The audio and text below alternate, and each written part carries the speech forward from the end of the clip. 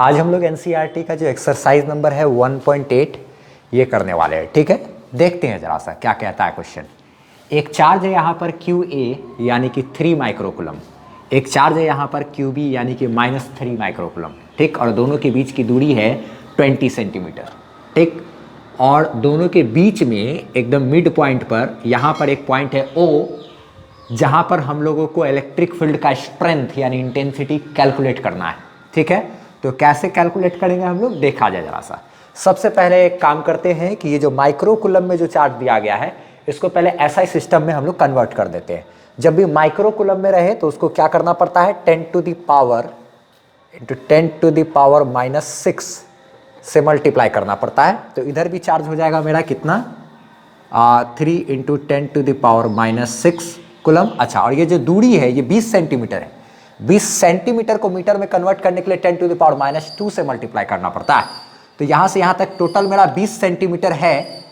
तो ध्यान रखना है कि इस 20 सेंटीमीटर में 10 सेंटीमीटर हिस्सा इतना है और 10 सेंटीमीटर हिस्सा इतना होगा ना, यानी कि यहां से यहां तक जो है मेरा वो कितना है, 10 सेंटीमीटर। यानी कि 10 सेंटीमीटर का मतलब उसको मीटर में कन्वर्ट करेंगे तो क्या करेंगे, 10 टू द पावर -2 से मल्टीप्लाई करेंगे, इतना मीटर।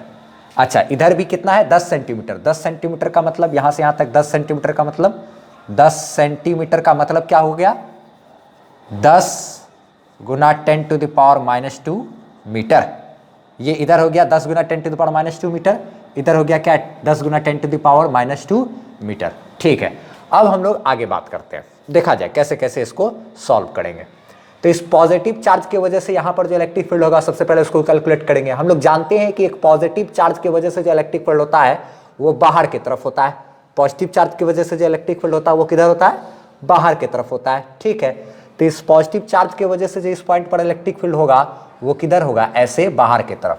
इलेक्ट्रिक फील्ड होगा किसकी वजह से, पॉजिटिव चार्ज की वजह से, वो ऐसे, या फिर ऐसे लिख सकते हैं इलेक्ट्रिक फील्ड ई ए का मतलब इलेक्ट्रिक फील्ड इस ए वाले चार्ज की वजह से, पॉजिटिव है तो बाहर की तरफ, यानी इस पॉइंट पर भी देखेंगे तो ऐसे दूर। ठीक, फिर इस निगेटिव चार्ज की वजह से भी निकालेंगे। इस निगेटिव चार्ज की वजह से जो इलेक्ट्रिक फील्ड होता है वो चार्ज के ही दिशा में होता है, यानी कि चार्ज के ही ओर होता है। तो इस पॉइंट पर अगर इलेक्ट्रिक फील्ड इस चार्ज की वजह से देखेंगे तो वो इलेक्ट्रिक फील्ड मेरा क्या होगा, उसी के दिशा में होगा, उसी के ही दिशा में होगा, यानी कि इधर ही होगा। तो इस पॉइंट पर अगर हम लोग इस बी चार्ज की वजह से अगर देखें इलेक्ट्रिक फील्ड तो वो भी क्या है, किधर होगा, उसी दिशा में ही होगा। यानी दोनों इलेक्ट्रिक फील्ड मेरा, दोनों चार्ज की वजह से जो इलेक्ट्रिक फील्ड होगा, इस पॉजिटिव की वजह से इधर, इसकी वजह से ही, तो दोनों चार्ज की वजह से जो इलेक्ट्रिक फील्ड होगा इस पॉइंट पर वो एक ही दिशा में होगा। तो नेट इलेक्ट्रिक फील्ड जो इस पॉइंट पर आएगा उसको हमको कैसे निकालना होगा, ई ए और ई बी दोनों को जोड़ना पड़ेगा, तभी क्या होगा, नेट इलेक्ट्रिक फील्ड निकलेगा, क्योंकि दोनों एक ही दिशा में। अब हम लोग दोनों का मैग्नीट्यूड कैलकुलेट करते हैं। सबसे पहले देखा जाए ई ए का वैल्यू हम लोग कैलकुलेट करते हैं। तो इस क्यू चार्ज की वजह से आर दूरी पर, ये दूरी मेरा क्या है, आर ही है, आर डिस्टेंस है ये। आर डिस्टेंस पर यहाँ पर जो इलेक्ट्रिक फील्ड होगा उसका वैल्यू क्या होता है, के क्यू बाय क्या, आर स्क्वायर। एक पॉइंट चार्ज की वजह से आर डिस्टेंस पर जो इलेक्ट्रिक फील्ड होता है उसका फॉर्मूला है के क्यू बाय आर स्क्वायर। अच्छा ठीक है, इसको अब जरा निकाल लेते हैं। के का value 9 into 10 to the power 9 coulomb's constant कहते हैं इसको, 1/4 एप्सिलॉन नॉट भी कहते हैं। क्यू ए यानी कि ये जो चार्ज है वो कितना है, 3 into 10 to the power -6 divided by r square. R square यानी कि ये दूरी का स्क्वायर, तो दूरी का स्क्वायर करेंगे, ये दूरी का स्क्वायर करेंगे तो कितना होगा, देखा जाए 10 इंटू 10 टू द पावर क्या है, -2। इसका क्या करना है, हम लोग को स्क्वायर करना है। ठीक है, अब हम लोग इससे आगे बढ़ते हैं, देखा जाए तो जैसे इसको सॉल्व करेंगे तो ये 9 हो जाएगा, 9 तिया क्या 27, 27 इंटू, ये देखा जाए दोनों का बेस सेम है 10 10, तो पावर क्या हो जाएगा, जुटेगा, यानी कि 10 टू द पावर 9 में क्या जोड़ देंगे, -6 जोड़ेंगे। अच्छा ठीक है, डिवाइडेड बाय, ये देखा जाए ये जो है स्क्वायर है, टोटल पर क्या है, स्क्वायर है। अच्छा ठीक है, पहले इस टर्म को हम लोग और थोड़ा सा सिंप्लीफाई कर लेते हैं। 10 पे पावर कुछ नहीं का मतलब क्या होता है, 10 के पावर में 1। अच्छा ठीक है, अब देखा जाए तो ये 10 और 10 बेस सेम है, पावर क्या हो जाएगा, जुटेगा, तो ये 10 टू द पावर 1 में क्या जोड़ेंगे, -2 जोड़ेंगे, और ये टोटल के ऊपर में पावर है मेरा क्या, ये कैसे ऐसे क्या हो गया, मल्टीप्लाई में है तो बेस सेम है तो पावर क्या हो गया, जुट गया। एक में क्या जोड़ दिया, -2, और टोटल के पावर में स्क्वायर है तो स्क्वायर को क्या किया, ऐसे ही रहने दिए। अच्छा ठीक है, अब उसके बाद आगे ये देखा जाए तो इलेक्ट्रिक फील्ड कहाँ निकाल रहे हैं, ए पॉइंट पर। अच्छा ठीक है, ये तो क्या है 27 है इंटू, ये देखा जाए तो 9 में -6 जोड़ेंगे, 9 में -6 जोड़ने का मतलब 9 में से 6 घट जाएगा, तो 9 में से 6 घटेगा तो ये आ जाएगा 10 टू द पावर क्या 3। अच्छा डिवाइडेड बाय, ये देखा जाए तो 10 के पावर में क्या है, 1 में -2 जोड़ेंगे, 1 में -2 जोड़ने का मतलब 1 में -2 घटाना, तो ये क्या आ जाएगा 10 टू द पावर -1, और उसका क्या हो जाएगा ये स्क्वायर। अच्छा ठीक है, तो ये 27 तो ठीक है इंटू 10 टू द पावर 3 भी ठीक है, डिवाइडेड बाई, ये पावर के ऊपर पावर रहता है तो मल्टीप्लाई हो जाता है, तो ये 10 टू द पावर क्या हो गया -2। अच्छा ठीक, अब उसके बाद 27 इंटू 10 टू द पावर 3 ठीक है, ये पावर माइनस में है ना, ये नीचे से हम चाहेंगे तो ऊपर भेज सकते हैं, नीचे से जैसे ही ऊपर भेजेंगे तो जब भी नीचे से पावर सहित ये सब ऊपर जाता है तो पावर क्या हो जाता है पॉजिटिव ना, +2, ये जानते हैं हम लोग। अच्छा ई ए बराबर ये 27 इंटू, ये देखा जाए तो मल्टीप्लाई में बेस सेम है तो पावर जुटेगा, तो 3 में 2 जोड़ देंगे तो कितना हो जाएगा 3 + 2 5, बेस सेम है तो पावर जुट गया।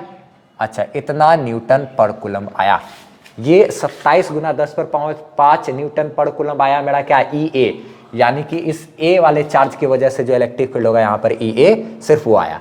अब हम लोग कैलकुलेट करेंगे क्या, नाउ ई बी, यानी कि इस निगेटिव चार्ज की वजह से जो इलेक्ट्रिक फील्ड स्ट्रेंथ है यहाँ पर उसी के दिशा में इसको कैलकुलेट करना है। तो इसके लिए भी फॉर्मूला क्या लगाएंगे, क्यू चार्ज की वजह से आर दूरी पर, सेम सही दूरी पर, तो फॉर्मूला क्या है के क्यू बी बाय क्या r², यानी डिस्टेंस का स्क्वायर। तो हम लोग ई बी करेंगे तो के का मान 9 इंटू 10 टू द पावर क्या है 9, और क्यू बी यानी कि जो चार्ज है, सेम इसी तरीके से जो चार्ज है यहाँ पर चार्ज का अमाउंट लिखना होता है, साइन के साथ नहीं लिखते हैं। तो जो चार्ज है ये चार्ज क्यू बी, उस क्यू बी का जो वैल्यू है वो कितना है 3 into 10 to the power -6 divided by distance का स्क्वायर। तो ये डिस्टेंस क्या है 10 इंटू 10 टू द पावर -2, यही डिस्टेंस है ना, इसी का ना स्क्वायर करेंगे, 10 इंटू 10 टू द पावर -2, इसी का क्या करेंगे हम लोग स्क्वायर करेंगे। तो एक बात देखा जाए तो सेम यही कैलकुलेशन मेरा यहाँ पर भी है, 9 इंटू 10 टू द पावर 9 वही है, 3 भी वही है, 10 टू द पावर -6 भी वही है, 10 इंटू 10 टू द पावर क्या -2 का स्क्वायर वो भी सही है। तो जब इसको सॉल्व करके जितना आया सेम टू सेम इसको भी सॉल्व करके उतना ही आ जाएगा कि नहीं, यानी कि 27 इंटू 10 टू द पावर क्या 5 न्यूटन पर कूलम। ये हुआ क्या ई बी, ये ई बी हो गया और ये क्या है ई ए हो गया। इसीलिए अब हम लोग को क्या करना है, यहाँ से यहाँ तक पहले लिख लेना है, फिर इसको यहाँ से यहाँ तक कर लेना है, ये इसको लिख करके फिर क्या करना है इसको लिख लेना है। अब उसके बाद क्या करेंगे हम लोग, नेट इलेक्ट्रिक फील्ड निकालना है, तो लिख सकते हैं ई नेट बराबर, यहाँ कर देते हैं, यहाँ के बाद क्या है, अच्छा ऐसे ऐसे ऐसे ठीक है, ऐसे लिख के यहाँ उसके बाद यहाँ लिख देते हैं। ई नेट बराबर क्या करना होगा हमको ई ए प्लस क्या करना होगा ई बी, क्योंकि दोनों एक ही दिशा में ना, तो दोनों को जोड़ेंगे तो ये क्या हो जाएगा मेरा 27 इंटू 10 टू द पावर 5 में जोड़ेंगे 27 इंटू 10 टू द पावर क्या 5, इसी को हमको क्या करना है जोड़ना है। तो 27 को 10 टू द पावर 5 में 27 को 10 टू द पावर 5 जोड़ देंगे तो 54 को 10 टू द पावर 5 हो जाएगा ना, ये क्या हो जाएगा 54 इंटू 10 टू द पावर क्या 5, ये ठीक है। अच्छा ठीक, अब इसी को हम लोग को मतलब एक स्टैंडर्ड तरीके से अगर लिखना हो तो उसको लिखने का मेथड ये होता है कि एक अंक के बाद हम लोग को दशमलव रखना होता है, एक अंक के बाद हम लोग को दशमलव यानी कि क्या पॉइंट डेसिमल हम लोग को रखना होता है। तो एक अंक के बाद यहाँ पर कैसे पहुँचाएंगे, तो 10 से ऊपर नीचे हम लोग गुना कर लिए, तो ये 10 यहाँ इसके बटे में चला जाएगा ना। अब हम लोग जरा सा इसको यहाँ पर ऐसे मिटाते हैं, जगह बनाते हैं, ठीक है। देखा जाए ये 10 इसके क्या हो जाएगा बटे में चला जाएगा, तो 54 डिवाइडेड बाई ये क्या है 10 into 10 to the power 5 into ये वाला 10 जो है कुछ नहीं तो इसके पावर में 1 है। अच्छा ये 54 बटे ये 10 क्या हो जाएगा 5.4 हो जाएगा।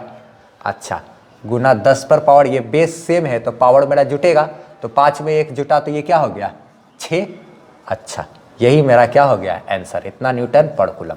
ये एक स्टैंडर्ड तरीका हुआ लिखने का। अगर हम चाहते तो ऐसे शॉर्टकट भी लिख सकते थे कि 54 इंटू 10 टू द पावर 54 गुना 10 पर पावर 5 है ना।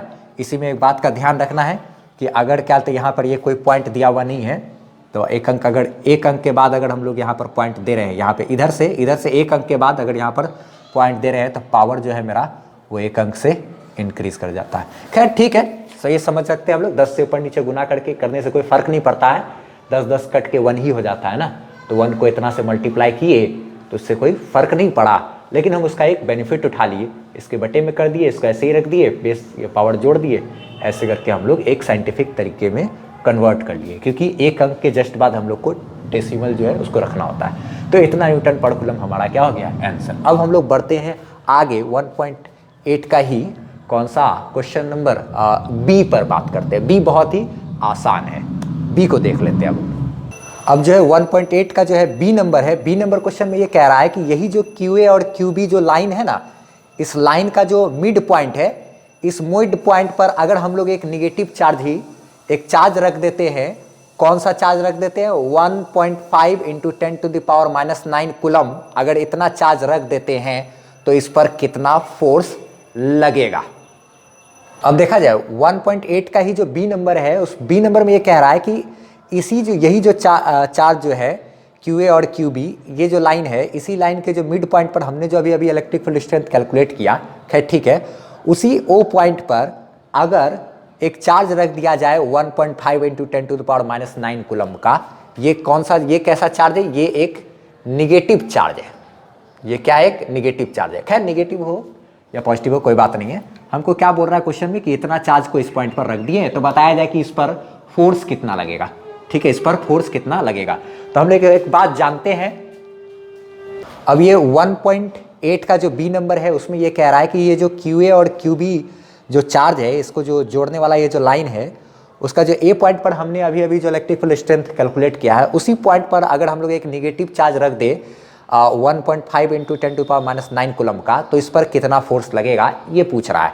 तो हम लोग एक बात जानते हैं कि किसी भी पॉइंट पर अगर इलेक्ट्रिक फील्ड का वैल्यू हम लोग को मान लिया जाए, अगर E है, अगर इलेक्ट्रिक फील्ड का वैल्यू किसी पॉइंट पर E है, तो उस पॉइंट पर रखे गए चार्ज पर जो फोर्स लगता है, वो फोर्स लगता है F बराबर, फोर्स बराबर होता है चार्ज इंटू इलेक्ट्रिक फील्ड।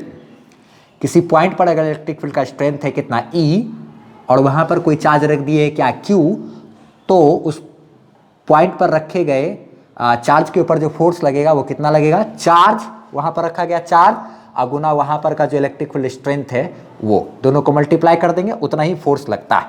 अच्छा ठीक है, F बराबर QE, ये फॉर्मूला पढ़ा हुआ है ना। चार्ज जो है उसका वैल्यू क्या है 1.5 इंटू 10 टू द पावर क्या -9। रही बात इलेक्ट्रिक फील्ड की, तो इलेक्ट्रिक फील्ड जो है उसका स्ट्रेंथ कितना है, इलेक्ट्रिक फील्ड का स्ट्रेंथ इस पॉइंट पर हम लोग जानते हैं, अभी निकाले हैं, कितना निकाले हैं 5.4 इंटू 10 टू द पावर 6, इतना निकाले। दोनों को मल्टीप्लाई करेंगे तो देखा जाए 1.5 को जैसे ही मल्टीप्लाई करेंगे 5.4 से, तो ये दोनों मल्टीप्लाई होकर के जो आएगा मेरा वो आ जाएगा 8.1 इंटू, देखा जाए 10 टू द पावर -9 है, ये दोनों क्या है, ये दोनों का बेस सेम है, मल्टीप्लाई में ये दोनों का बेस सेम है, तो पावर जुटेगा, तो -9 में क्या जोड़ेंगे 6, तो ये हो जाएगा 8.1 इंटू 10 टू द पावर -3, इतना न्यूटन का क्या होगा, फोर्स लगेगा।